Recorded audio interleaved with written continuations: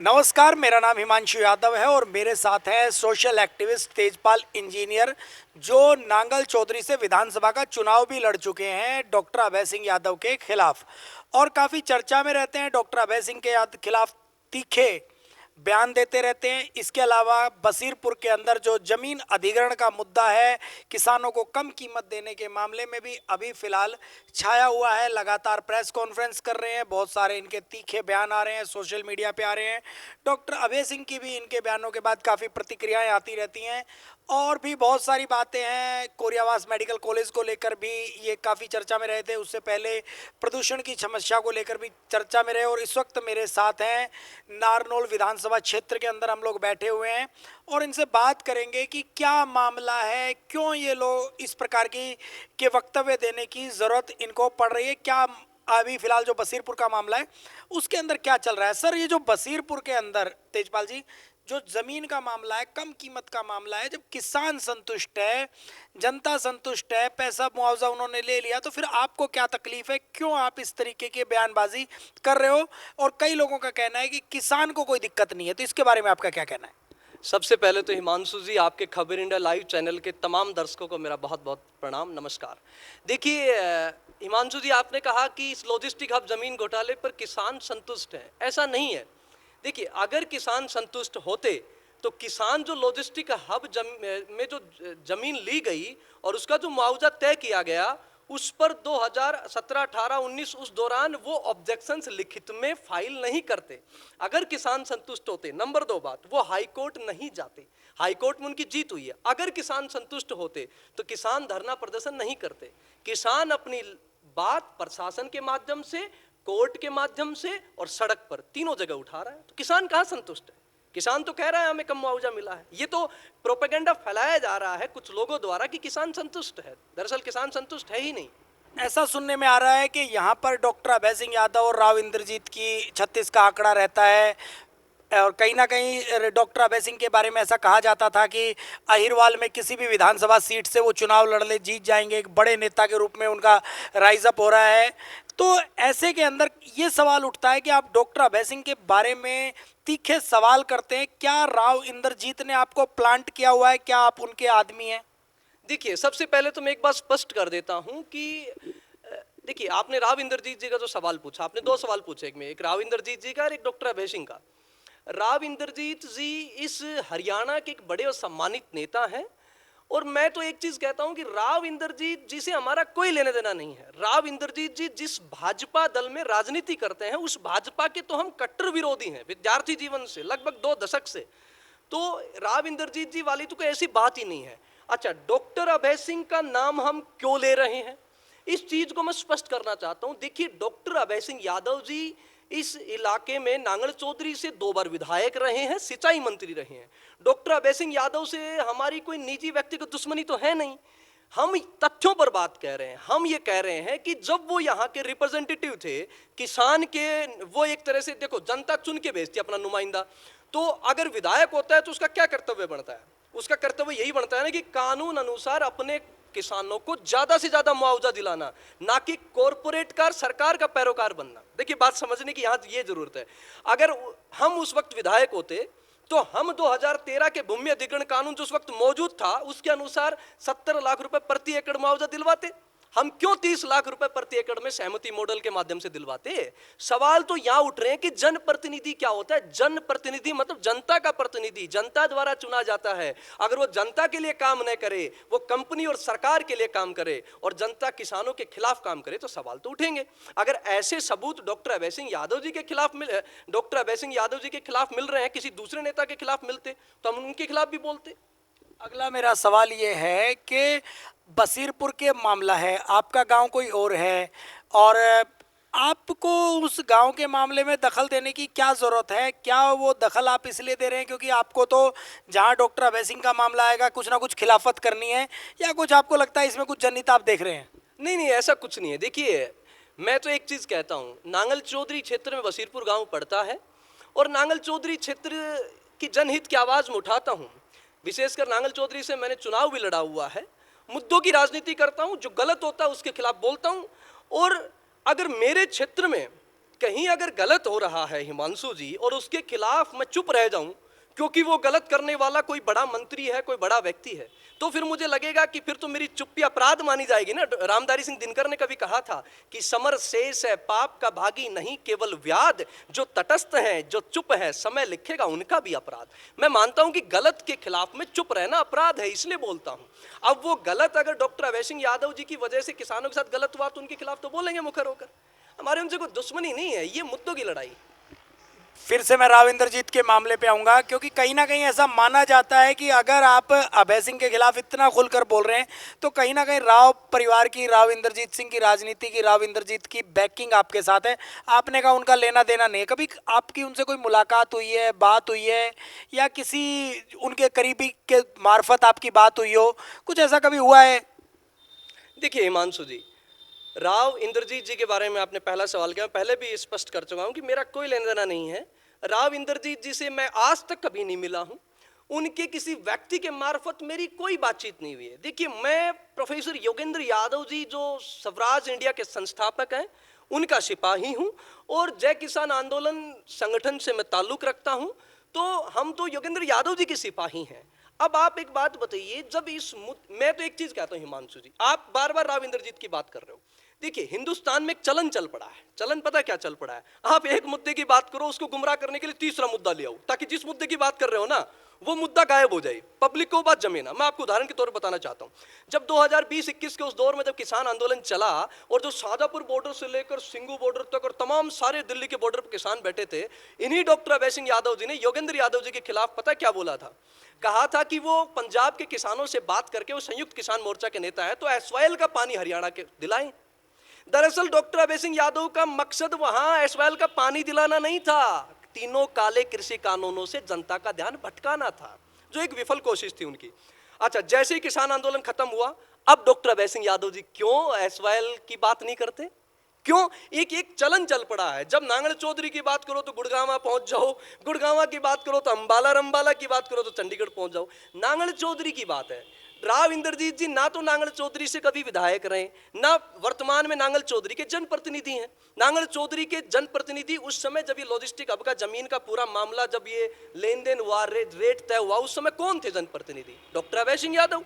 उस प्रक्रिया में पूरी में कौन शामिल थे? तमाम डॉक्यूमेंट्स कह रहे हैं थ्रू एमएलए काम हुआ है। मैंने प्रेस कॉन्फ्रेंस की थी मानसी, जिसमें एक चीज दिखाई थी ना, डॉक्यूमेंट कभी झूठ नहीं बोलता है। उसमें लिखा गया है सारा काम थ्रू एमएलए हुआ है, तो एमएलए के खिलाफ ही बोलेंगे। उस वक्त एमएलए कौन थे नांगल चौधरी के? डॉक्टर अभय सिंह यादव जी। और मैं तो एक बात कहता हूं हिमांशु जी, जब मैंने पर्यावरण के मुद्दे पर स्टोन क्रैशर के खिलाफ बोलता था ना, कहता था यहाँ पर सैकड़ों क्रैशर अवैध है, तो लोग कहते थे भाई साहब क्या सबूत है, आप तो हवाई बातें कर रहे हो। मैं कोर्ट गया, कोर्ट में सबूत दस्तावेज पेश किए, आपके सामने ऑर्डर आया, हरियाणा के पर्यावरण इतिहास का बहुत ऐतिहासिक आदेश था, 72 स्टोन क्रैशर को बंद कराने का आदेश आया। क्यों आया? क्योंकि मैं बिना आरटीआई रिप्लाईज के, बिना लीगल डॉक्यूमेंट के हिमांशु जी कुछ नहीं बोलता हूं। और ये मैं जनता को भी कहना चाहता हूं, जिस भी भाई को शिकायत है, मैं प्रेस कॉन्फ्रेंस में दिखा चुका हूं, मेरे पास व्यक्तिगत मिल ले, मेरे पास तमाम दस्तावेज हैं जिससे मैं साबित कर दूंगा कि इस पूरी प्रक्रिया में मैं क्यों डॉक्टर अभय सिंह के खिलाफ बोल रहा हूं। हमारी क्या दुश्मनी होगी डॉक्टर साहब से? हमारे तो पड़ोस के गांव के हैं, मेरा गांव खातोली जाट है, उनका गांव कांवी है। अच्छा एक बात बताइए, 5-7 किलोमीटर पे तो वैसे लोगों का उठना बैठना एक भाईचारा रहता है, तो ऐसी कुछ। डॉक्टर अभय सिंह यादव जो हैं, उनके बारे में उनकी खुद की एक स्टेटमेंट आई थी अभी, और वो स्टेटमेंट ये थी कि भाई आप किसी से भी जांच करा लीजिए, अगर मैं दोषी पाया जाता हूं तो राजनीति से संन्यास, ऐसा कुछ था। यानी उन्होंने जांच की बात कही है, करवा लीजिए अगर आपको लगता है कि मैं दोषी हूं, तो मेरा किसी प्रकार का कोई लेना देना नहीं है। तो इसके बारे में आपका क्या कहना है? देखिए जी, मैं तो एक चीज कहता हूं, डॉक्टर अभय सिंह यादव जी पूरी दुनिया जानती है, ये हरियाणा के लोग जानते हैं कि एक बड़े नेता मनोहर लाल खट्टर के बिल्कुल खासम खास है। वो जिस कॉन्फिडेंस से बात कर रहे हैं ना, ये पॉलिटिकल डायलॉग वो बोल रहे हैं कि जांच करा लीजिए, क्योंकि उनको पता है जांच तो होनी नहीं है। देखिए, जब भी कोई हिंदुस्तान में कोई नेता फंसता है ना भ्रष्टाचार में, तो वो बड़े ताम झाम के साथ मीडिया के सामने बड़े कॉन्फिडेंस के साथ आके कहता है कि सारे आरोप बेबुनियाद हैं, सरकार जांच कराए, जांच में दोषी पाए गए तो मैं ये कर दूंगा, वो कर दूंगा। जनता सब समझती है, ये पॉलिटिकल डायलॉग है। सरकार ने अभी तक जांच कराई क्यों नहीं? अच्छा, अगर डॉक्टर अभय सिंह यादव जी दोषी नहीं है तो मुझे एक बात बताइए, मैंने 17 जनवरी 2026 को प्रेस कॉन्फ्रेंस की लॉजिस्टिक अब जमीन घोटाले पर। जैसे ही मैंने 3 दिन बाद देखा तो ये जो जमीन ट्रांसफर हुई ना वो HSIDC को हुई थी, HSIDC के नाम रजिस्टर हुई थी। HSIDC NICDC का 50-50% शेयर था। उसके बाद में स्पेशल पर्पस व्हीकल एक कंपनी एक्ट में रजिस्टर्ड कंपनी है, वो इसको 765 करोड़ की लागत से लॉजिस्टिक हब को बनाएगी। उसमें जो इन्वेस्टर्स की डिटेल थी वो NIC DIC टेंडर की वेबसाइट पे थी। मैंने सोचा कि बाद में इसको थोड़ा बाद में डाउनलोड कर लेंगे। उस वक्त कुछ इंटरनेट की प्रॉब्लम थी तो उस वक्त मैं डाउनलोड नहीं कर पाया था। जैसे ही मैंने प्रेस कॉन्फ्रेंस के बाद उस वेबसाइट को देखा तो वो पूरा डेटा उड़ गया, वो पूरा डेटा उड़ गया। किसने उड़वाया? अब सबको पता है कि मनोहर लाल खट्टर के खासम खां से इतना बड़ा मुद्दा है, इसका मतलब कहीं ना कहीं दाल में काला नहीं, पूरी दाल ही काली है। ये जनता को समझना होगा। जनता उन्हें विकास पुरुष कहती है और मानते हैं कि नांगल चौधरी की सड़कें, नांगल चौधरी में पानी, बहुत कुछ लाने में और नांगल चौधरी को क्षेत्र में एक पहचान देने में, पूरे हरियाणा में पहचान देने में डॉक्टर अभय सिंह यादव का बड़ा योगदान है। और जब वो विधायक थे शायद तब उन्हें बेस्ट विधायक का खिताब भी दिया गया था। लेकिन आप इतने सारे सवाल उठा रहे हैं, आप उनसे प्रभावित क्यों नहीं हो पा रहे? क्या दिक्कत है ऐसी?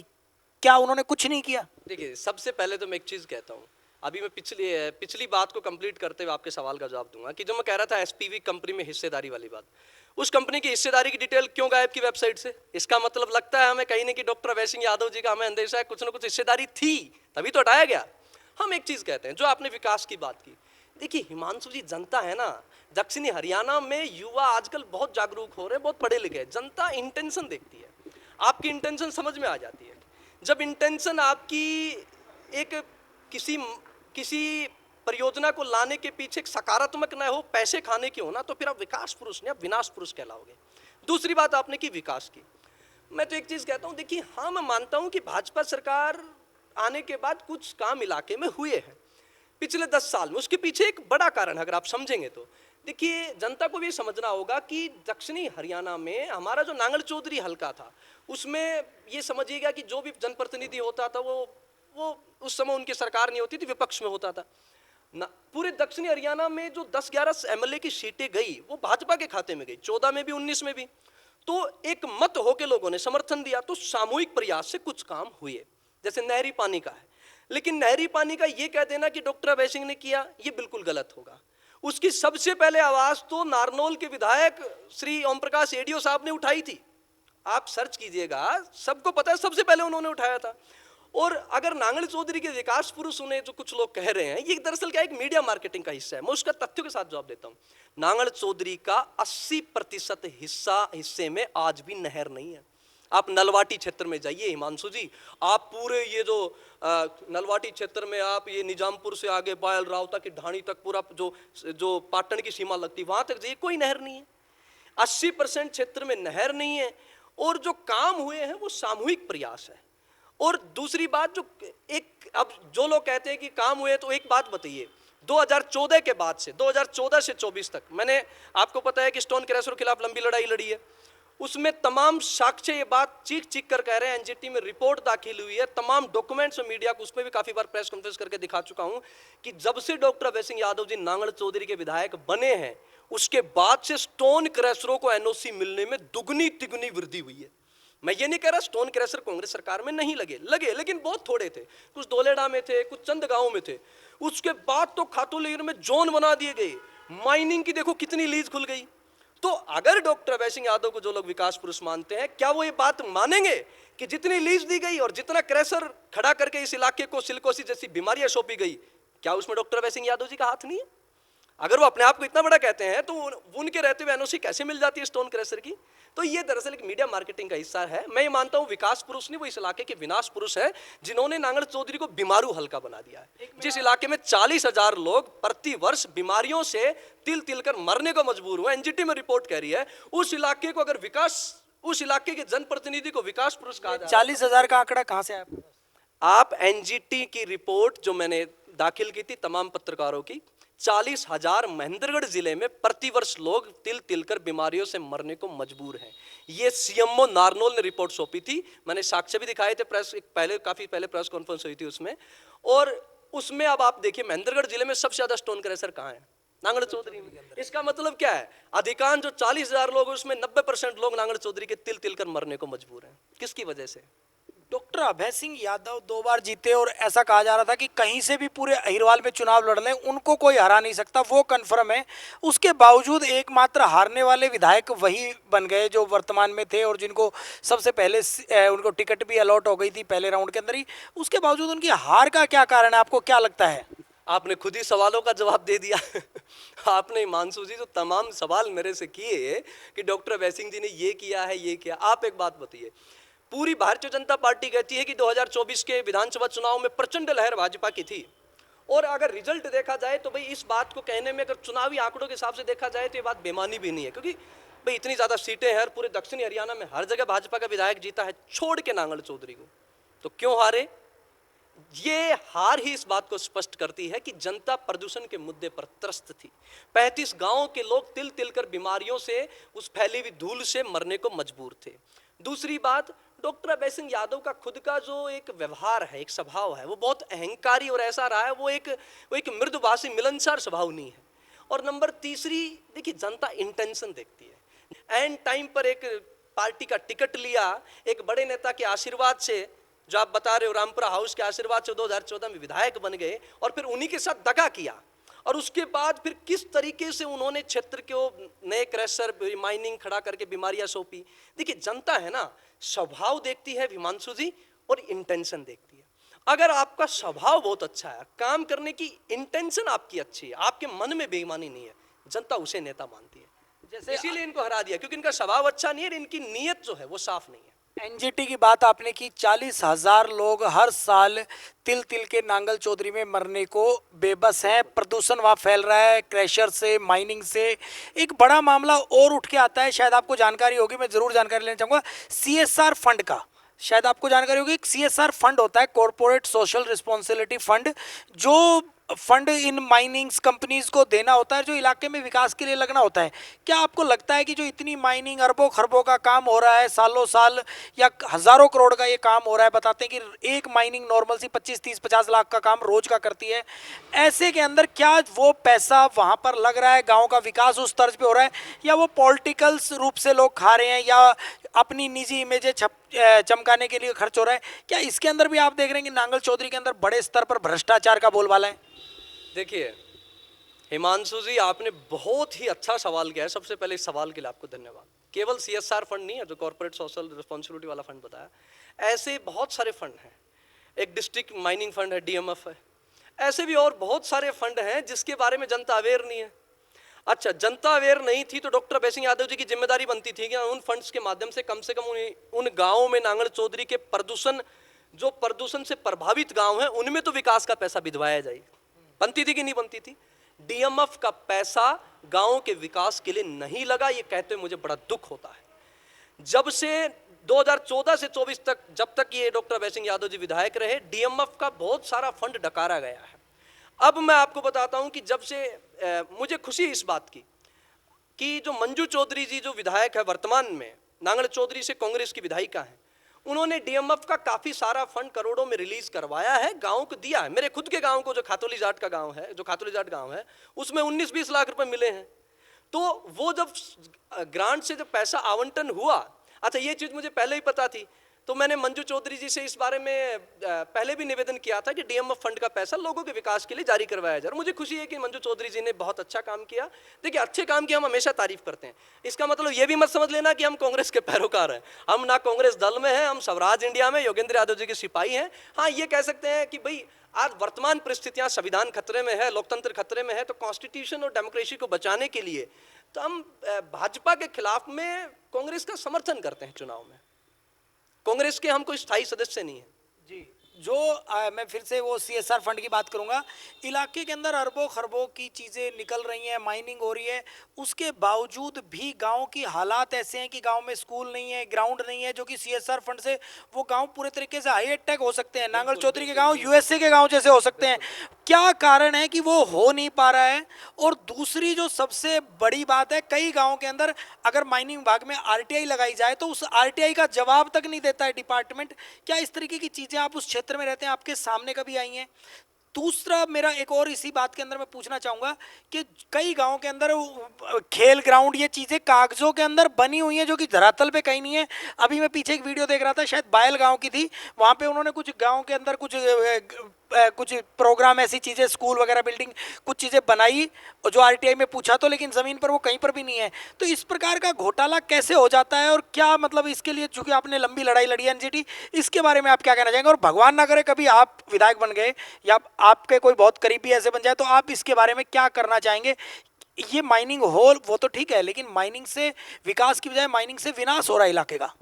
देखिए जी हिमांशु जी, सबसे पहले तो आपने जो कहा कि सीएसआर, डीएमएफ, जितने भी फंड्स हैं, नो डाउट आपने बहुत अच्छी बात की। ये फंड इतना ज्यादा आता है कि गांवों का चहुमुखी विकास करके गांवों की काया पलट हो सकती थी, खास तौर से क्रैशर माइनिंग प्रभावित गांव में। चाहे वो धोलेड़ा हो, खातोली जाट हो, बखरीजा हो, चाहे वो आपका इस्लामपुरा हो, सरेली हो, उधर बायल राउता की ढाणी, चाहे पांचनोता, मूसनोता, तमाम गांव हो, लेकिन वो फंड का पैसा गांव के विकास के लिए नहीं लगा। दूसरी चीज, सरकार जो है, अब मैं एक चीज कहता हूं, देखिए नांगल चौधरी एक ये सबसे ज्यादा रेवेन्यू देने वाला इलाका है पूरे हरियाणा प्रदेश को। पत्थर यहां से जाता है, बहुत सारी चीजें। मैंने पहले भी आवाज उठाई थी, आपको याद होगा, जब जैनपुर में कुछ गांव में जब मैंने महापंचायत की थी मेघोताला में, तो मैंने कहा था कि नांगल चौधरी को 500 करोड़ का विशेष पैकेज मिलना चाहिए। और अब ये पैकेज तो सरकार डिसाइड करेगी, बीजेपी की सरकार है, सरकार दिलाए। दूसरा आपने कहा कि अगर मैं इस मामले में मान लो जनप्रतिनिधि होता तो मेरा क्या इसमें एक्शन रहता या मैं किस तरह से काम करता। सबसे पहले तो जितनी भी जो इलीगल माइनिंग और क्रैशर है जो नियमों के खिलाफ है, उनको तुरंत उनकी एनओसी रद्द की जाती। मेरा एक मैं सवाल करूंगा, आपको लगता है कि जिनको वास्तव में लीज मिली भी है लीगल, वो भी नियमों के हिसाब से कर रहे हैं माइनिंग? मुझे नहीं लगता कि एक भी सिंगल वन माइनिंग भी नियम के हिसाब से चल रही है। माइनिंग इस जगह की कर वहां रहे हैं, माइनिंग 300 फीट की कर दी, 1000 फीट नीचे पानी निकाल दिया। बिल्कुल बिल्कुल सही कहा आपने। जो लीज छुटती है वो जिस प्रॉपर एरिया जो डिफाइन होता है, उस एरिया खत्म होने के बाद दूसरे एरिया में पहुंच जाते हैं। हिसाब तो ये है, नियम तो ये, वो बंद होनी चाहिए। और बहुत सारे रूल्स हैं दोस्त, जब पानी आ जाए तो माइनिंग बंद हो जानी चाहिए। जब 300, 400, 500, 600 फीट पर जब पानी आ जाता है, उसके बाद भी खोदे जा रहे हैं, पत्थर निकाले जा रहे हैं, उससे क्या हो रहा है आप देखिए। अब मैं टेक्निकल पॉइंट बताना चाहता हूँ। ये अमोनियम नाइट्रेट जो एक्सप्लोसिव यूज होता है, अब मैं खुद साइंस का विद्यार्थी हूं तो इस बात को समझता हूं, जो एक्सप्लोसिव पत्थर को तोड़ने के लिए यूज किया जाता है, अब नियमों के विरुद्ध माइनिंग करके पानी निकल जाता है, वहां भी पत्थर तोड़ा जा रहा है। उससे क्या हो रहा है, वो जिसको देसी भाषा में बारूद कहा जाता है, वो जहर भी मिल रहा है। आप एक चीज नोटिस करना हिमांशु जी, दोलेड़ा साइड के बहुत सारे बुजुर्ग ये कहेंगे हमारे घुटनों में दर्द है, दोलेड़ा के, खातोली के। और वो सिर्फ जहां माइनिंग है वहां नहीं होता, उसके सराउंडिंग में 8-10 किलोमीटर तक वो पानी में जो एक्सप्लोसिव वो मिक्स होता है। उससे क्या होता है, पानी की क्वालिटी डिग्रेड होती है, उससे हड्डियों में बहुत सारी कमजोरियां आती हैं, शरीर में कमजोरियां आती हैं। तो नियमों के विरुद्ध माइनिंग हो रही है, क्रैशर नियमों के विरुद्ध चल रहा है। माइनिंग के गांव में स्किन के 100% लोग स्किन बीमारी से पीड़ित हैं। बहुत सारे हैं, सिलिकोसिस बीमारी के बहुत सारे मरीज हैं, टीबी के हैं, दमा के हैं। हिमांशु जी मैं क्या बताऊं, बहुत सारे लोगों की उस पे शोक सभा में जब जाता हूं तो मैं पूछता हूं, बाबा कोई बुजुर्ग मर जाता है, बाबा कैसे मरा, तो घर वाले बताते हैं कि जी कुछ नहीं जी, दमा की शिकायत थी। अब घर वाले बेचारे यही समझते हैं देसी दमा की थी जी, थोड़ी दिक्कत थी सांस लेने में। पता नहीं ना कि हो किस कारण से रहा है। हाँ, अगर वो जांच करा ली जाए ना, तो हिमांशु जी मैं दावे के साथ कह रहा हूं, जो वो रिपोर्ट जो एनजीटी को सौंपी गई थी ना सीएमओ नारनौल के द्वारा, 40,000 लोग महेंद्रगढ़ जिले के प्रतिवर्ष प्रदूषण जनित बीमारियों से बीमार पड़ रहे हैं, ये सच बात है। बहुत सारे लोग टीबी, दमा, अस्थमा, सिलिकोसिस के मरीज मिलेंगे। अगर वो 40,000 कह रहे हैं तो आप मान के चलो कम से कम ये आंकड़ा डबल तो होगा, क्योंकि हर बीमारी और हर आदमी तो रजिस्टर भी नहीं हो पाता। हाँ, वो तो गवर्नमेंट डेटा है, वो है जो लोग जिन्होंने गवर्नमेंट हॉस्पिटल में जाके इंस्पेक्शन करवाया, अपनी जांच करवाई, जो भी किसी ने अस्थमा की, किसी ने टीबी की, दमा की। वो ये बात बिल्कुल सही कि आपने बहुत अच्छा पॉइंट उठाया, जो प्राइवेट हॉस्पिटल में उठाते हैं उनका तो डेटा ही नहीं है। ये दरअसल बहुत सारे लोग, तभी तो मैं कह रहा हूं कहाँ के विकास पुरुष हैं, उनके जनप्रतिनिधि जो रहे डॉक्टर अभय सिंह जी, वहां उनको तो विनाश पुरुष कहा जाना चाहिए कि इतने क्रैशर माइनिंग क्यों खड़े कर दिए भाई साहब 10 साल में। चलिए मैं दोबारा से अपने राजनीतिक विषय पे वापस आते हैं हम लोग। ऐसा भी कहा जाता है कि जो तेजपाल इंजीनियर जी हैं वो मामले को खड़ा करते हैं, प्रेस कॉन्फ्रेंस करते हैं और फिर उस मामले को लेकर गायब हो जाते हैं। और ऐसा जो आपने क्रैशर वाला मामला कहा उसके बारे में भी लोगों को अब जानकारी नहीं है, 72 क्लोज हुए थे, उसके बाद उनकी क्या स्टेज है। दूसरा कोरियावास मेडिकल कॉलेज के नाम का मामला मामला था जो कि आपने राव तुलाराम के नाम पे रखने की मांग उठाई थी, उसको लेकर प्रेस कॉन्फ्रेंस भी की थी जिसमें मैं भी मौजूद था और तमाम पत्रकार मौजूद थे। उसको लेकर जब नाम नहीं रखा गया, एक हॉस्पिटल का रख गया, तो उस पर भी आप साइलेंट हो गए। लोगों का कहना है कि बसीरपुर के मामले के ऊपर भी कुछ समय के बाद आप साइलेंट हो जाएंगे, इसके बारे में आपका क्या कहना है? देखिए, ये लोगों का नहीं, ये चंद लोग जो डॉक्टर अभय सिंह यादव जी की ट्रोल आर्मी का हिस्सा हैं, वो ये बात फैला रहे हैं। आपका सवाल बिल्कुल जायज है। ये सवाल कुछ लोग वहां से फैला रहे हैं हिमांशु जी, लेकिन सवाल जो है वो वहां से उठ रहा है। सवाल जो आपका, ये आपने कहा कि कोरियावास मेडिकल कॉलेज की, अब इस सवाल का, क्योंकि जनता के मन में जो लोग झूठ फैलाने का काम करते हैं उनको मैं जवाब देना चाहता हूं। देखिए जी, सबसे पहली बात तो क्रैशर की आपने की कि 72 क्रैशर बंद कराने का आदेश हमने करवाया, नंबर एक बात। 70 करोड़ जुर्माने का आदेश हमने करवाया। उसके बाद क्रैशर ऐसा नहीं है बंद नहीं हुई, बहुत सारी क्रैशर बंद हुई। आप गंगूताना में जाके देखिए, बहुत सारी क्रैशर बंद हो गई, उनके तंबू तक उखाड़ के जा चुके। बहुत सारी क्रैशरों पर ताला लगा, कुछ क्रैशरों पर दोबारा एनओसी दिलवाई गई। डॉक्टर अभय सिंह यादव जी ने रीजनल ऑफिसर को, इन लोगों को कह के दोबारा एनओसी दी जाती है। हमें पूरा अंदेशा है, उसमें ही मंथली खाई जाती है। नंबर एक बात, मतलब कोर्ट से रिजेक्ट हो गई, पास वाले किला नंबर में लेके दोबारा एनओसी ले ली जाती है। तो क्रैशर का मामला ऐसा नहीं कि मैं छोड़ देता हूं। आपने जो बात कही, ये सवाल वहां से उठा है, सोशल मीडिया की ट्रोल आर्मी से। मैं किसी लड़ाई को बीच में छोड़ता नहीं हूं, आज भी वो लड़ाई जारी है।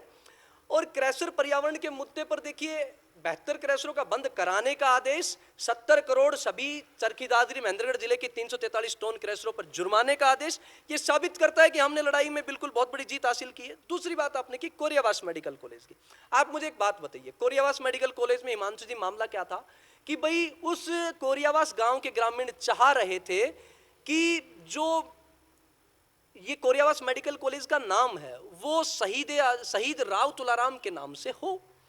वहां के लोग धरने पे बैठे थे, हमने भी उनकी मांगों का समर्थन किया और हमने कहा कि भी राव तुलाराम के नाम से बिल्कुल होना चाहिए। लेकिन जब वहां के लोग संतुष्ट हो गए, जब हॉस्पिटल का नाम किया और उसके बाद वो धरना वहां से हटा, तो वहां के लोग संतुष्ट हो गए। हम तो उनकी लड़ाई लड़ रहे थे ना, तो फिर हम कहां गलत हुए ये बताइए। हाँ, अगर वो धरना चल रहा होता हिमांशु जी कोरियावास मेडिकल कॉलेज का, और फिर हम गायब हो जाते, तो कहते आप गलत हो। हम तो किसी भी लड़ाई में गायब नहीं हुए, प्रदूषण की मुद्दे पर भी लड़ाई जारी है। कोरियावास मेडिकल कॉलेज में जिन लोगों का मुद्दा था वो आज धरने से आज उनकी मांगे संतुष्ट होगी, तो फिर हमारा कुछ कहने को औचित्य नहीं बनता है। अच्छा, राव तुलाराम के नाम पर जब आपने प्रेस कॉन्फ्रेंस की, आरती राव के बारे में बात करी और लोगों के राव इंद्रजीत के, तब से ये माना जा रहा है कि आप राव इंद्रजीत के खेमे में चले गए हैं और अब जो आप लड़ाई लड़ रहे हैं डॉक्टर अभय सिंह के खिलाफ, वो राव इंद्रजीत सिंह की लड़ाई आप लड़ रहे हैं। राव इंद्रजीत सिंह के जो एजेंडा है उसको आप आगे बढ़ा रहे हैं। क्या ये जो आपने जो प्रेस कॉन्फ्रेंस की राव तुलाराम को लेकर, तो क्या ऐसा नहीं है कि आप जो है वो राव इंद्रजीत से कहीं ना कहीं प्रभावित थे और उनके खेमे में जाना चाहते थे या उनके खेमे में जा चुके थे, इसीलिए आपने वो आवाज उठाई? देखिए, सबसे पहली बात तो मैं एक चीज बता देता हूं हिमांशु जी, राव तुलाराम के नाम से मेडिकल कॉलेज हो, इसकी आवाज उठाने में राव इंद्रजीत का क्या एंगल दिखता है? मैं वो उन्हीं के, हाँ, वो वंशज जरूर है, लेकिन मुझे एक बात बताइए, शहीद जो है वो पूरे क्षेत्र के होते हैं, ठीक है। उनके नेतृत्व में 5,000 वीर सैनिकों ने अपनी आहुति दी नसीबपुर में, और बहुत बड़ा क्रांति का 1857 की क्रांति का इतिहास रहा। आप एक बात बताइए, जो राजा राव तुलाराम है उनके नाम से अगर मेडिकल कॉलेज हो तो क्या गलत है? देखिए, मैं अहीर समाज से आता हूं। जब हम अपने समाज के लोगों को हम ही नहीं पूजेंगे, हम ही नहीं मानेंगे, तो दूसरा कौन मानेगा? आप मुझे एक बात बताइए, राजा सूरजमल को मानते हैं ना, पूरी दुनिया मानती है ना, लेकिन उससे पहले जाट समाज मानता है ना। हमारे साथ, हमारे इलाके में दिक्कत है कि जब महापुरुषों के नाम से हम कुछ चीज करने की मांग उठाते हैं तो कुछ लोग इसको राजनीति से जोड़ देते हैं। अरे, राजा राव तुलाराम के नाम से मेडिकल कॉलेज हो, इसको राजनीति से वो लोग जोड़ रहे हैं जो कहीं ना कहीं समाज के दुश्मन है, जो कहीं न कहीं शौर्य गाथा के दुश्मन है। जो 1857 की क्रांति का इतिहास देखिए, कितना अमर, कितना शहादत का इतिहास है। अब आप एक बात बताइए, अगर कोई भी चीज राव तुलाराम जी के नाम से हो, कोई अनजान आदमी देखे शहीद राव तुलाराम, वो पूछेगा, वो 4 सवाल करेगा, कौन थे भाई? हम लोग तो जानते हैं, कोई बाहर का व्यक्ति आए, वैसे तो पूरा देश में अधिकांश लोग जानते हैं, फिर भी कोई व्यक्ति मान लो नहीं जानता, जिसको किताबों का अध्ययन नहीं है, वो कहे कि राव तुलाराम जी कौन थे, उसको पता तो चलेगा ना कि राव तुलाराम वो व्यक्ति थे जिस दक्षिणी हरियाणा में जिनका शहादत का इतिहास रहा है, जिन्होंने अंग्रेजों के खिलाफ में ऐसी लड़ाई लड़ी कि उस वक्त ये समझिएगा कि वो इतनी खतरनाक लड़ाई थी कि चंद सैनिकों ने अंग्रेजों के छक्के छुड़ा दिए थे, अंग्रेजों के बड़े बड़े अधिकारियों को मौत के घाट उतार दिया था। 2 जनरल मारे गए थे जो कि हाँ, किसी दो भी जनरल लड़ाई मारे गए थे। तो ये देखिए, राव तुलाराम का नाम वो एक शहादत के इतिहास को जिंदा रखने के लिए था। लॉजिस्टिक हब की मांग किसानों की मांग है, इन दोनों मांगों को राजनीति से, और मैं तो कहता हूं कि राव इंद्रजीत से कतई न जोड़ा जाए। राव इंद्रजीत सिंह से हमारा कोई लेना देना नहीं है। वो बात थी, वो अमर शहीद के उनके नाम होना चाहिए, बिल्कुल होना चाहिए। राव इंद्रजीत के बारे में आप क्या सोचते हैं, कैसे नेता है? देखिए जी, राव इंद्रजीत जी, मैंने पहले भी कह चुका हूं, मेरा कोई लेना देना है नहीं। वो इस इलाके, इस पूरे हरियाणा के एक बड़े सम्मानित और बड़े नेता हैं। अब मैं क्या कहूं, वो जिस दल में राजनीति करते हैं उस दल के हम कट्टर विरोधी हैं। तो राव इंद्रजीत जी के बारे में मैं ज्यादा कुछ नहीं कहना चाहूंगा। मैं बात वही कहना चाह रहा हूं जो मुद्दों की है। देखिए, राव इंद्रजीत जी का ना तो मैं कोई, देखिए जी, ना कोई उसका प्रवक्ता हूं, ना कि उससे जुड़ा हूं जो मैं बात कहने के लिए बाध्य हूं, ना उसका कोई मीडिया एडवाइजर हूं जो मैं उसके लिए बात कहूं। ठीक है, बड़े सम्मानित नेता है, जनता ने कई बार चुन के भेजा है, लेकिन यह मसला राव इंद्रजीत जी का नहीं है। नांगल चौधरी में जो मुद्दे हैं, जनता को किस तरीके से जनता के अधिकारों की हत्या की जा रही है। जैसे लॉजिस्टिक हब में देख लीजिएगा, 2013 का कानून पास करके कम मुआवजा दे दिया, 70 लाख की जगह 30 लाख का। अब उसमें राव इंद्रजीत जी कहां दोषी हैं? सारा काम तो डॉक्टर अभय सिंह के थ्रू हुआ। लोग उठाए ना इस बात को, जब काम डॉक्टर अभय सिंह के थ्रू हुआ तो उन पर तो सवाल उठेंगे। अच्छा, उस वक्त अगर एमएलए डॉक्टर अभय सिंह यादव जी नहीं होते, मान लो कोई दूसरे व्यक्ति होते और उनके थ्रू काम होता और मुआवजा कम मिलता, तो आपको लगता है इंजीनियर तेजपाल यादव चुप रह जाता? उनके खिलाफ भी बोलता। जो गलत है उसके खिलाफ बोलेंगे। अब गलत एक ही व्यक्ति के खिलाफ मिल रहा है हिमांशु जी, तो बोलेंगे तो सही। चलो, अगला मेरा सवाल एक और है। ऐसा भी सुनने में आ रहा है कि जो टेंट है, तंबू है बसीरपुर के अंदर, वो खाली रहता है। जबरदस्ती आप लोगों ने वो तंबू लगवा दिया है और लोग उस धरने का हिस्सा नहीं है और ना ही बनना चाहते हैं, और लोगों का, गांव के लोगों का उसमें कोई इंटरेस्ट नहीं है। और जो आप सहमति मॉडल जिसकी बात करते हैं, उसको लेके पूर्ण रूप से गाँव के लोग संतुष्ट हैं। और मैं ये बात कहना चाहता हूँ, हमारे मीडिया के कुछ लोग हैं वो भी इस बात को बार बार रखते हैं और बड़े ही प्रभावशाली तरीके से रखते हैं। तो इस बारे में क्या कहना चाहिए, क्या कहना चाहते हैं आप? देखिए जी, पहले तो एक चीज आकर मैं जवाब दे देता हूं, वो तंबू हमारा लगाया हुआ नहीं है, वो किसानों ने लगाया हुआ है। और उस धरने पर बहुत सारे, देखिए अभी क्या है कि फसल कटाई का समय है। आपको पता है, मुझे दुख है कि बहुत सारे लोग ऐसे भी हैं, मीडिया में बहुत सारे साथी, मैं स्पष्ट कह रहा हूं, जो उस धरने को बदनाम करने की कोशिश करते हैं। अब फसल कटाई के समय में लोग कुछ बार धरने से मान लो कुछ संख्या कम हो जाती है क्योंकि लावणी में इसमें व्यस्त हो जाते हैं, तो ऐसी कोई बात नहीं है। धरने पर लोग मौजूद हैं। और जो अभी 1 मार्च को रविवार को जो मीटिंग हुई बशीरपुर में, उसमें सैकड़ों की संख्या में लोग थे। लोग निकल कर आ रहे हैं। लोगों को डॉक्टर अभय सिंह यादव द्वारा, उनके चमचों द्वारा, उनके चाटुकारों द्वारा डराया जा रहा है, आप पर ये कर दिया जाएगा, वो कर दिया जाएगा। फिर भी मुझे खुशी है कि लोग निकल कर आ रहे हैं। हमारी मीटिंग को भी डिस्टर्ब करने का प्रयास किया गया था, लेकिन फिर भी लोग निकल के आए, सैकड़ों की संख्या में लोग आए। और दूसरी बात एक और कहता हूं, देखिए जी, वो तंबू लगा हुआ है, धरने पर बैठे हुए हैं। आपने देखा होगा बहुत सारे मीडिया के साथ वाजा की आवाज भी उठाई। उन लोगों ने लिखित में आवेदन भी भेजे 2017-18 में कमेटी को कि भी हमारा सही मुआवजा नहीं मिला, ऑब्जेक्शन लगाए, हाई कोर्ट गए। ये बात स्पष्ट है कि लोग कहीं ना कहीं आंदोलित हैं।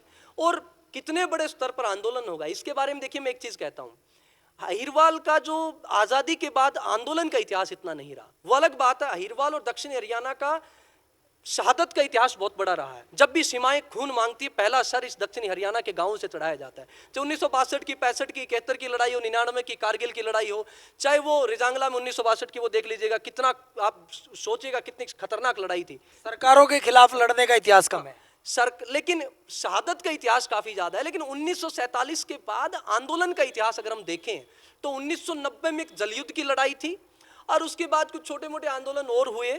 उसके बाद बड़े स्तर पर देखा जाए तो इस पूरे दक्षिणी हरियाणा क्षेत्र में हमारा क्रैशर आंदोलन रहा, जिसमें हजारों की संख्या में नारनौल में लोग सड़कों पर विरोध प्रदर्शन करने निकले, 35-35 गांवों के लोग।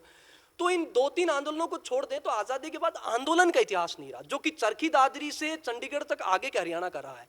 तो ये भी एक कारण है कि लोग धीरे धीरे निकल रहे हैं। लेकिन ये मान लेना कि लोग डॉक्टर अभय सिंह जी ने जो गलत किया उसके साथ है, नहीं, वो उसके खिलाफ है। और बहुत सारे लोग हैं हिमांशु जी जो बाहर नहीं निकल रहे, जो मुझे कह रहे हैं, मेरे पास कम से कम सैकड़ों कॉल आए, उन्होंने कहा कि इंजीनियर साहब आप हमारी लड़ाई लड़ते रहिए। हमारी दादालाई जमीन चली गई, राजावाड़ी ढाणी में लोगों के पास रहने को मकान नहीं है, बेचारे खेतों मकान बना रखे थे, मकान चले गए, मकान का मुआवजा नहीं मिला। कह रहे हैं बहुत सारे लोग हैं तलोट के, घाटा शेर के, बशीरपुर के, कह रहे हैं तेजपाल भाई साहब हमारी बहुत सारी मजबूरियां, हम बाहर नहीं आ सकते, आप हमारी लड़ाई लड़ते रहना। और जिस व्यक्ति ने हमारे 70 लाख रुपए प्रति एकड़ मुआवजे की जगह 30 लाख रुपए दिलाकर हमारी दादा लाई जमीन औने पौने दामों पर बिकवाई है ना, ऐसे व्यक्तियों को सजा दिलाने का काम कर रहा है। वो कह रहे हैं। एक मेरा सवाल और इसी सवाल के ऊपर है कि जैसे डॉक्टर अभय सिंह यादव जी चुनाव हार गए हैं या मंजू यादव चुनाव जीती है इस बार? देखिए जी, चुनाव की मैं तो एक चीज कहता हूं, और दोबारा डॉक्टर अभय सिंह यादव विधायक बन पाएंगे अगली बार, या फिर कभी भविष्य में बन सकते हैं? आपकी ओपिनियन क्या है? मेरी राय ये है, देखिए जनता जो है, आज के दिन का जो राजनीतिक परिदृश्य है वो बदल रहा है। वो क्यों बदल रहा है कि ये जो कंफर्ट पॉलिटिक्स है, ये जो करप्ट पॉलिटिक्स है, ये नीतियों को बाईपास करके सिर्फ टिकट के द्वारा चुने जाना, ये पॉलिटिक्स को जनता नकार रही है। दरअसल क्या है कि आपने कहा कि मंजू चौधरी जी जीती हैं, डॉक्टर अभय सिंह यादव जी हारे हैं। मेरा स्पष्ट जवाब है, डॉक्टर अभय सिंह यादव जी हारे हैं। क्यों हारे हैं? उनकी नीयत साफ जनता को नहीं लगती है, उनका इंटेंशन साफ नहीं है, उनका स्वभाव जनता को कतई पसंद मेरा नहीं। सवाल समझ गए ना मैं कहना क्या चाह रहा हूं? मैं समझ गया आपका सवाल। और अगली बार जो है, अब डॉक्टर अभय सिंह यादव जी, मुझे नहीं लगता कि जनता उनको कभी जिताएगी, क्योंकि जनता ये इंटेंशन देख चुकी है। चाहे वो क्रैशरों की माइनिंग की इतनी ज्यादा एनओसी मिलना हो, लॉजिस्टिक हब पर जनता, भाई साहब एक बात बताइए, पूरे नांगल चौधरी में राय मलिकपुर से रावता की ढाणी, उन लोगों के मेरे पास कॉल आ रहे हैं, वो कह रहे हैं कि भाई साहब ये जो एग्रीगेटर पॉलिसी थी लॉजिस्टिक अब जमीन मामले में, इसके तहत एग्रीगेटर पॉलिसी में जो बिचौलिए के तहत जिनको रुपए मिलना थे मिला है। भाई साहब बिल्कुल मिला होगा, ज्यादा मिला होगा। मैं तो कह रहा हूं कंपनी को 360 करोड़ का फायदा कराया है, तो 30-40 करोड़ जिस बिचौलिए ने बिल्कुल डकारे होंगे। जनता को पता लग गया कि इस, जब इंटेंशन पता लग जाती है कि इस व्यक्ति की मकसद योजनाएं लाना नहीं है, योजनाओं के माध्यम से करोड़ों रुपए ऐंठ कर अपनी 7 पुश्तों का जुगाड़ कर लेना है। और डॉक्टर अभय सिंह यादव जी आज जनता के बीच में बेनकाब हो चुके हैं। और जब जनता के बीच में कोई नेता बेनकाब हो जाता है ना हिमांशु जी, वो किसी भी दल से लड़े, किसी भी दल से, जनता हमेशा नकार देती है और आगे भी नकारेगी। तो अभी क्या लगता है कि जो ये बशीरपुर का लॉजिस्टिक हब को लेकर धरना चल रहा है, इसमें लोगों को पैसा मिल पाएगा, नहीं मिल पाएगा? उनका बचा हुआ पैसा, या जो सहमति मॉडल से जो आप बता रहे हैं उससे जो पैसा मिल गया उसी से लोगों को संतुष्ट होना पड़ेगा और लोगों का ये प्रयास व्यर्थ चला जाएगा? नहीं, देखिए हिमांशु जी, अभी हाईकोर्ट का जो ऑर्डर है सितंबर 2024 का, वो साफ कह रहा है कि भी 2013 के कानून के सेक्शन 26, 27, 28, 29, 30, 31, 32 का वायलेशन हुआ है, उसके अनुसार मुआवजा नहीं मिला है। वो मामला भी सुप्रीम कोर्ट में लंबित है और मुझे आशा ही नहीं, पूर्ण विश्वास है कि सुप्रीम कोर्ट में पूरा फैसला किसानों के हक में आएगा। उन किसानों के साथ जो लीगल कोऑपरेशन है, जो कानूनी सहयोग है, मेरा पहले से रहा है 2017 से, कानूनी सलाहों के तौर पर बहुत सारी चीज़ों में मेरा उनका सहयोग रहा है। अभी भी मैं उनके साथ खड़ा हूं और सुप्रीम कोर्ट में मुझे लगता है उनकी जीत होगी। और जो आप बता रहे हो कि जो बचा हुआ मुआवजा वो ब्याज सहित उनको मिलेगा, जैसे 70 लाख रुपए प्रति एकड़ है, तो अगर 30 लाख जिनको मिल गया उनका 40 लाख रुपए प्रति एकड़ ब्याज सहित, भाई 8-10 साल का ब्याज भी तो लग जाता है ना, वो मिलेगा। और जिन किसानों ने जमीन नहीं दी उनकी तो बात चलो अलग है, वो तो उनका जैसा फैसला आता है कि जमीन उनकी नहीं जाएगी तो जमीन उनकी रह जाएगी। जो 154 एकड़ जमीन गई नहीं ना अभी लॉजिस्टिक हब के लिए, लेकिन जिनकी गई है, मैं तमाम किसानों से भी कहना चाहता हूं कि मुआवजा आपको मिलेगा, लेकिन बस आप धरने को मजबूत बनाए रखिए। देखिए बैटल जो है वो सामाजिक और कानूनी दोनों तरीके से जीता जाता है। हम क्रैशर वाले मामले पर हिमांशु जी सिर्फ अगर कोर्ट में लड़ते रहते हैं ना, यहाँ सड़कों को नहीं भरते, तो आपको लगता है उस समय के डीसी जगदीश शर्मा जी क्रैशरों के खिलाफ में रिपोर्ट सौंपते? नहीं। एक प्रेशर बना ना, सामाजिक दबाव बना कि मामला इतना बड़ा है। तो मैं किसानों से भी अपील करता हूं कि ज्यादा से ज्यादा संख्या में धरने पर आएं, ताकि एक सामाजिक राजनीतिक दबाव हरियाणा सरकार की हुकूमत पर पड़े और वहां सुप्रीम कोर्ट से भी जीत मिले, ताकि वो मुआवजा मिले। हाई कोर्ट का फैसला जो है वो किसानों के पक्ष में आ चुका है? बिल्कुल आ चुका है, लेकिन सरकार पहुंच गई ना उसके खिलाफ में सुप्रीम कोर्ट। कहीं आपको नहीं लगता कि जब हाई कोर्ट ने डिसीजन दे दिया था किसानों के पक्ष में, तो सरकार को क्या फर्क पड़ता है? सरकार को पैसा दे देना चाहिए था। और डॉक्टर अभय सिंह जी जो कि इलाके के बड़े नेता हैं, प्रभावशाली नेता हैं, राव इंद्रजीत का उनको माना जाता है कि अगर कोई उनको रिप्लेस करेगा तो वो डॉक्टर अभय सिंह यादव इतने बड़े, क्या उनको सरकार से बात करके, सीएम से बात करके किसानों को मुआवजा नहीं दिलवा देना चाहिए था? इसमें बड़ा घालमेल है। मैंने पहले भी हरियाणा तक के साथ इंटरव्यू में सरकार को मुझे नहीं लगता सुप्रीम कोर्ट में जाना चाहिए था। अगर हाई कोर्ट ने दे दिया तो दे देना चाहिए। पीछे का बैकग्राउंड समझाता हूं मैं क्यों गई है। डॉक्टर अभय सिंह यादव जी की हमें पूरा अंदेशा है। जो संजीत सिंह जी जो है, में जो संजीत सिंह एसपीवी की मेन अथॉरिटी है उनके साथ डायरेक्ट बातचीत होती है। अगर मैं गलत हूं तो कॉल डिटेल निकलवा लीजिएगा। एसपीवी में इनकी हिस्सेदारी, हमें ऐसा पूरा पूरा अंदेशा है डॉक्टर साहब की। और डॉक्टर साहब को ऐसा लगा कि ये मामला अगर सुप्रीम कोर्ट नहीं गया, एसपीवी क्या है? स्पेशल पर्पज व्हीकल जो कंपनी 765 करोड़ की लागत से लॉजिस्टिक हब उस बशीरपुर तलोट घाटा शहर के गांव में निर्माण करेगी। जो स्पेशल पर्पज व्हीकल है, ये तो जो हैंडीकैप्ड वगैरह के लिए मशीन व्हीकल बनाती है, मॉडिफाइड करती है, वो कंपनी होती है। ये अलग कंपनी है, कंपनी एक्ट में रजिस्टर्ड है। ये दरअसल क्या हुआ, एचएसआईडीसी एनआईसीडीसी ने ये जमीन खरीदी। आजकल देश में ऐसा भी हो रहा है जिस कंपनी का उस काम से कोई लेना देना नहीं, उनको भी टेंडर दिया जा रहा है। अब वो तो इन्होंने जो नाम रखा है, वो जो कंपनी एक्ट में रजिस्टर्ड है, वो जस्टिफाइड कुछ और कर रहा है वो नाम। जस्टिफाइड जो भी कर रहा है, लेकिन सब स्पेशल पर्पज व्हीकल ही है, क्योंकि डॉक्यूमेंट्स में ये मैंने दिखाया। स्पेशल पर्पज व्हीकल का मतलब होता है जो हैंडीकैप्ड वगैरह उनके लिए जो स्पेशली मॉडिफाइड गाड़ियां बनाती हैं, वो कंपनी होती है। अगर ऐसा कुछ है तो उसका फिर ये जो इंफ्रास्ट्रक्चर क्रिएट करने में, बनाने में, उसमें क्या एक्सपीरियंस होता है? देखिए, अब जो कंपनी का जो भी नेम है, कंपनी का नेम, अब वो मुझे जो रखा गया डॉक्यूमेंट, जो डॉक्यूमेंट है मैं तो वही बोलूंगा हिमांशु जी। वो स्पेशल पर्पज व्हीकल, अब उसका किस पर्पज से, किस नाम से, मैं तो उस बारे में जानता नहीं जो आप बता रहे हो कि व्हीकल से। लेकिन मैं एक चीज कह रहा हूँ, इसमें तो सबसे मेन बात है कि शुरुआत में तो बिचौलिया बन के करोड़ों रुपए खा जाना, डिफरेंस अमाउंट भी 90 एकड़ 900 एकड़ जमीन 30 लाख के हिसाब से कितने में बिकी, 70 करोड़ में 70 लाख रुपए प्रति एकड़ मिलने थे कम से कम 2013 कानून के अनुसार। तो कितने में जानी थी, 630 करोड़ में। 360 करोड़ का फायदा कराया ना एचएसआईडीसी को डॉक्टर अभय सिंह जी ने। तो हमें पूरा पूरा अंदेशा है कि आप एक बात बताओ, कोई आदमी को 360 करोड़ का फायदा करा रहे हो, वो आपको 30-40 करोड़ का फायदा नहीं देगा। वहां पैसा ऐंठने का काम किया है, पूरा पूरा अंदेशा डॉक्टर अभय सिंह ने ऐसा किया है। दूसरा, स्पेशल पर्पज व्हीकल कंपनी में हिस्सेदारी डाली है। और जब हाईकोर्ट का ऑर्डर आया, हाईकोर्ट का जो ऑर्डर आया, तो डॉक्टर अभय सिंह यादव जी को ये लगा कि ये अगर पूरा मुआवजा मिल गया और अगर बड़ी जांच बैठ गई, तो मेरे जो चंद लोग जो मेरी ईमानदारी का ढोल पीटते हैं, वो अलग बात, ईमानदार है नहीं, कि वो तो पूरा फिर बेनकाब हो जाऊंगा। इसलिए उन्होंने, मुझे लगता है ऐसा पूरा पूरा मैंने देखा है, उनके जो खासम खास मनोहर लाल खट्टर जी हैं, उनके साथ मिलके कैसे न कैसे सरकार से बातचीत करके सरकार गई है। वो तो कह रहे हैं कि आप जांच करवा लो, मुझे कोई सरकार दिक्कत नहीं। सुप्रीम कोर्ट में गई इसलिए है क्योंकि डॉक्टर अभय सिंह यादव जी नहीं चाहते कि हाईकोर्ट के अनुसार मुआवजा मिले। सच बात ये है, इसलिए सरकार गई है। और सरकार को भी पता है। अब इसमें दोनों बातें हैं। डॉक्टर अभय सिंह यादव जी अपनी मनोहर लाल खट्टर के साथ जो रिश्ता है उसका फायदा उठा रहे हैं, और या ये कहा जा सकता है कि सरकार डॉक्टर अभय सिंह यादव जी को बचा रही है। दोनों चीजें। मैं तो ये कहता हूं कि भाई ऐसा नहीं होना चाहिए। हाईकोर्ट में जब किसान जीत गए तो सुप्रीम कोर्ट में सरकार को नहीं जाना चाहिए था। हमसे बातचीत करने के लिए और तमाम मुद्दों पे राय देने के लिए आपका बहुत बहुत धन्यवाद है। और कहीं ना कहीं हमें दिखाई दे रहा है कि आपकी जो राजनीति, समझ लीजिए जो आपका सोशल एक्टिविस्ट है, कहीं ना कहीं एक बिंदु डॉक्टर अभय सिंह यादव पर केंद्रित हो गया है, कहीं ना कहीं उसकी ध्रुवीकरण सा हो गया है। इसके बारे में कहकर हम इस बातचीत को विचार करेंगे। अंतिम शब्दों के रूप में आप इस बारे में क्या कहना चाहेंगे? अरे जी, आप एक बात बता दो हिमांशु जी, लोग कह रहे हैं डॉक्टर अभय सिंह, अरे भाई साहब आप एक बात बताइए, जब गलत उन्होंने किया है, 9.25 एकड़ जमीन डॉक्टर अभय सिंह की, सारा काम थ्रू एमएलए हुआ, आरटीआई रिप्लाईज में जवाब डॉक्टर अभय सिंह के खिलाफ, सारे के सारे सबूत उनके खिलाफ। अच्छा एक बात बता दीजिए, दक्षिणी हरियाणा में जितने नेता राजनीति करते हैं, यहां से लेकर सोना तावड़ू तक, दूसरे का आप किसी भी लॉजिस्टिक हब में जमीन घोटाले में कोई भी सबूत ला के दे दीजिए, इंजीनियर तेजपाल यादव बिल्कुल खुले उसी लहजे में, उसी कड़क लहजे में बोलेगा उनके खिलाफ में। सबूत है नहीं दूसरे नेताओं के खिलाफ, सबूत डॉक्टर अभय सिंह के खिलाफ हो, तो बताओ मैं क्यों नहीं बोलूं।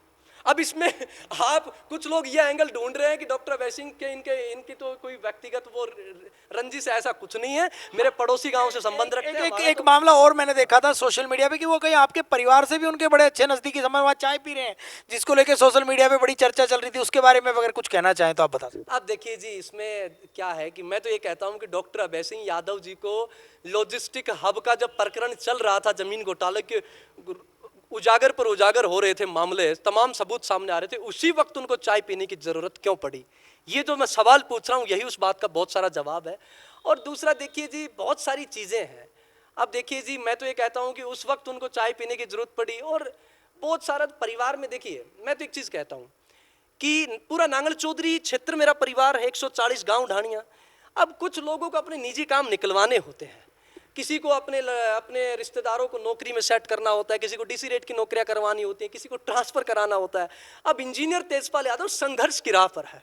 जो जनता के खिलाफ गलत होगा, अगर वो गलत स्टेट के सीएम ने भी किया है, अगर देश के पीएम ने भी किया, उसके खिलाफ बोलेगा। ये हिम्मत ईमानदारी से हमने कमाई है, हम तो उसमें साथ हैं। आपके खिलाफ कुछ गलत हो, आप इंजीनियर तेजपाल के साथ आ जाइएगा, आपकी आवाज बनने का काम करेगा। लेकिन आपका व्यक्तिगत काम देखो करवाने के, अभी हम सत्ता में है नहीं भाई, तो सबको अपने अपने स्वार्थ हैं, और अपने स्वार्थों को पूरा करने के लिए अगर कुछ लोग जा रहे हैं, तो वो फिर इस पे मैं क्या कहूँ।